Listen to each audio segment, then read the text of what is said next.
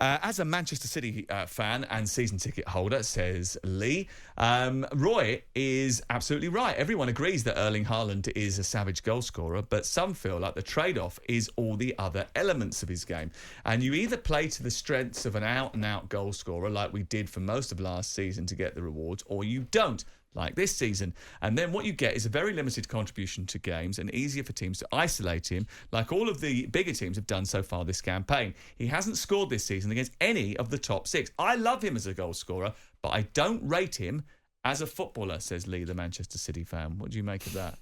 Nonsense. Yes, waste of a... You shouldn't have wasted your time reading that out. 52 goals last year. He's allowed his opinion. He pays his money to go and watch them. Sam, they're on for a double treble. Yes, I absolutely agree with you, but he is allowed his opinion. He is, but it's not very good, and actually needs to go and reevaluate his assessment on football. Who was the best striker you ever had under your tutelage? As a manager, I think Henrik Larsson was a different class. Really, really fantastic. Brave as a lion. Could head it, put his head in it where it didn't, where he could have got it chopped off, and he was terrific. Really, really terrific. John Hartson was really good. Yeah, he was terrific. Very strong centre forward. Again, John's participation outside the penalty box was limited, but I'll tell you what, he could roll players and score goals as well too. Chris Sutton scored goals for us. Chris could play in a number of positions, and no problem. That was there.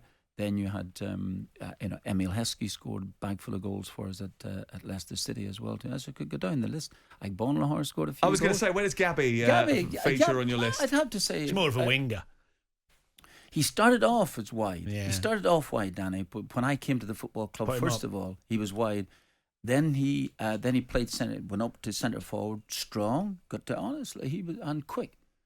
And if Gabby had been in love with football, that would have helped greatly. Just instead of not being in love with football. But he did. He was super for me. Do you know, I was fortunate. It's always hard to choose between Robbie and Michael because I played with Michael at his best and Robbie more at the end of his Liverpool thing. But Michael at his best was an incredible footballer, not just because of his ability to score goals, but he had a mindset that I've never seen this ruthlessness and this calmness in the big games. And he was fearless, like nobody. He walked on the football pitch thinking he could destroy anybody, which he did a lot of the time. Yeah, unbelievable mindset. Jim White and Simon Jordan. Monday to Friday mornings from 10 on AM, on DAB, via the talkSPORT app and on your smart speaker. talkSPORT.